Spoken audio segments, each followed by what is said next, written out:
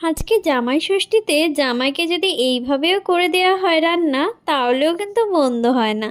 তো চলো আজকে দেখিয়ে দিই পোলাও আর কষা মাংসর রেসিপি। প্রথমেই বলে দিই পোলাওটা কিন্তু আমি আজকে দেখাইনি ভালো করে, ওটা তোমাদের নেক্সট দিন দেখাবো। আদা রসুনগুলোকে ভালো করে পেস্ট করে নেওয়া হয়েছিল মিক্সিতে।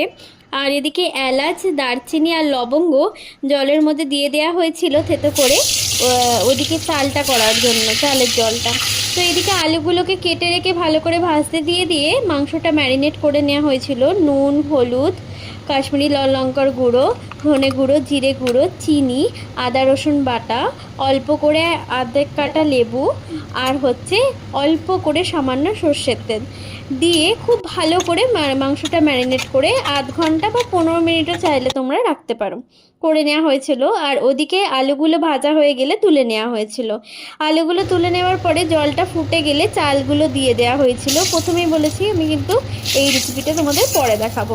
তারপরে ফোড়ন দিয়ে তেজপাতা, লবঙ্গ, দারচিনি থেতো করে ফোড়ন দিয়ে তার মধ্যে পেঁয়াজগুলোকে তুলে পেঁয়াজ টমেটোকে দিয়ে ভাজা হয়ে গেলে আদা রসুন বাটা, তারপর হলুদ গুঁড়ো, লঙ্কা গুঁড়ো, নুন, চিনি ভালো করে দিয়ে মশলাটা একটু কষিয়ে নিয়ে ওই ম্যারিনেট করে মাংসগুলোকে তুলে দিয়েছিল।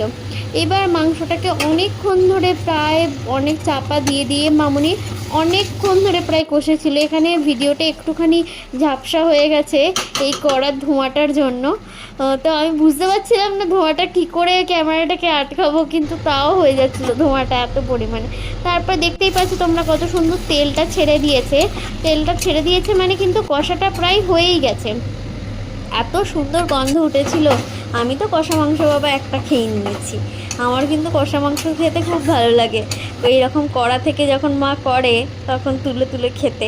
তারপর লাস্টে ধনেপাতা দিয়ে নাবিয়ে রেডি।